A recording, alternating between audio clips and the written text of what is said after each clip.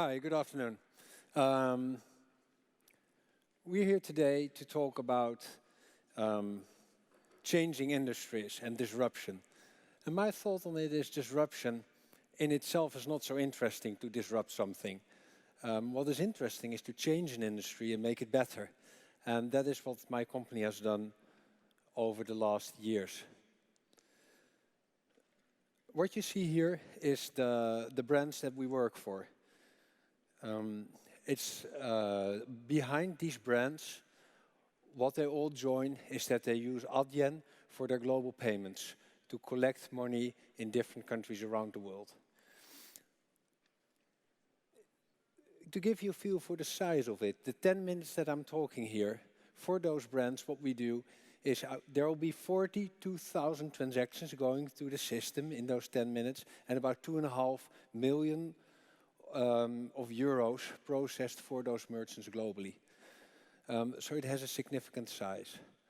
And the reason why those merchants choose for us, I try to explain over the next few slides. And to do that, I show a little bit of history in payments. Payments, well, it has been fairly stable at the end of the last century because banks developed a solution purely made for what we in the industry call point of sale. That is the countertop model where you pay. And if you had a global brand, then in each country you were doing a contract with a bank, you were getting money in the currency of that bank, of that country, and that's how you did your business.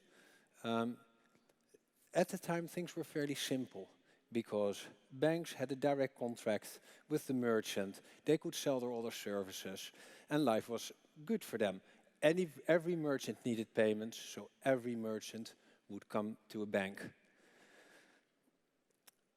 Of course, at a certain point, internet came up. And merchants wanted to have internet access as well. That's where the problem started for the banks. Because what did those merchants want? They want web interfaces, web APIs. And what happened is that there were companies that found themselves between the banks and the merchant. And they are called the gateways, the payment service providers.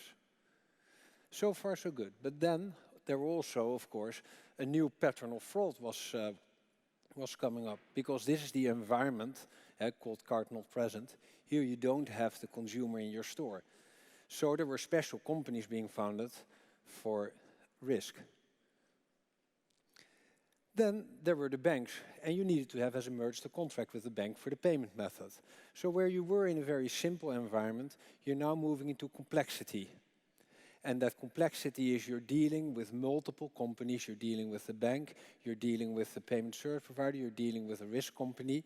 And it served its time, but it became more difficult. Why did it become difficult? It's complicated, it's a patchwork of companies, and in the meantime, the requirements of the merchant became very different. Online, 10 to 15% of your transactions are not paid. People cannot get an authorization, as it's called in the industry. There's no successful payment, and probably we all had it. And that became the focus. The focus became, I want to do high volume processing. And with such a patchwork to get to 100% uptime or 99 with more nines, very difficult. Very simple reconciliation, as it's called, very simple reporting. All those things were difficult with this chain as it's now on the screen. And for the banks, there were new companies between them and the merchant. This trend became worse because now there came companies like Adyen. And what do? We say the gateway, the risk, the processor, which is a term to be directly connected to Visa, MasterCard. We can all do that in one. We built one new platform, huge investment, and with that platform we can service a company like it should be. So we move away from this big mainframes that the banks run, where everything has been built to run a desktop model, and then have a company in between who sort of converts that to internet and makes it work as good as possible. No, we now build something geared for mobile and web transactions and to get it directly into the schemes. We were helped that that's possible. So rules have been changed that you could become a direct member, and we took everything in between out to get to those higher service levels, but more importantly, to high conversion. And that's what the merchants liked. Disruption, what does it look like for the bank? Well, very simple, there's no bank involved. That's what it looks like.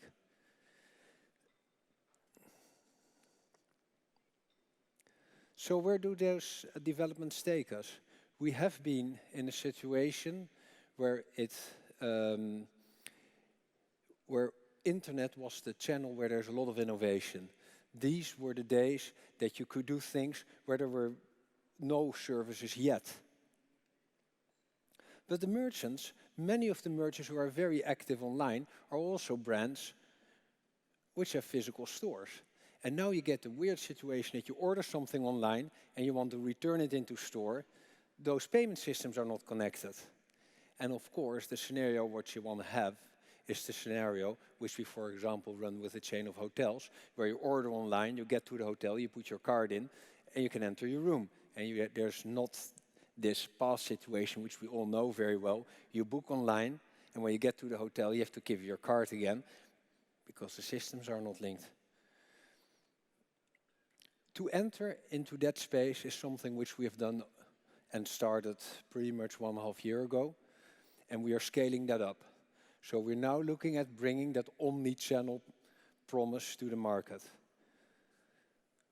For merchants, still we are in a situation which you recognize from the era 1980 to 2000. And that's the era where if you now run a large brand name, say for example Adidas, you're in each flagship store have to run a terminal which is connected to a local bank. So that's a huge amount of terminals not connected to your online transactions. And if you would change such an infrastructure to what's now possible, you are suddenly getting to one contract, all payment methods. And we see there are more payment methods, not only online, where we of course support all the alternatives like Apple Pay or like direct debits, and they're coming and they're going, and you see an enormous amount of innovation there. It's important for merchants that we do that, but that's now also coming to the terminal. There are new payment methods in the terminal, like Apple Pay. And merchants want us to support that from day one when they're launched. That's what we do. If you think how much time it took the industry to get from point of sale, companies in between, then companies who can do it all, then that has taken quite some time. So you should not have to worry if you're a bank, because hey, in 2000 that started, and we are now 2015, and still you have all the point of sale business, so you could sort of justify for yourself. It's just happening in this part of the market that we might have missed a little bit. But if you look what's now going on, is that we're now in the point of sale terminal, and we're rolling that out. And I know one thing for sure, and that is, it has taken us 15 years to get all the large brand names to work with Adyen, because it's so much better than what's around in the market. It would surprise me very, very much if it will take us 15 years to really make a change in the point of sale market. It are nothing else than internet devices, and they will become unified with everything that we do online, mobile, and in the terminal. And that's what you can count on, that Adyen will bring you over the next few years. Thank you.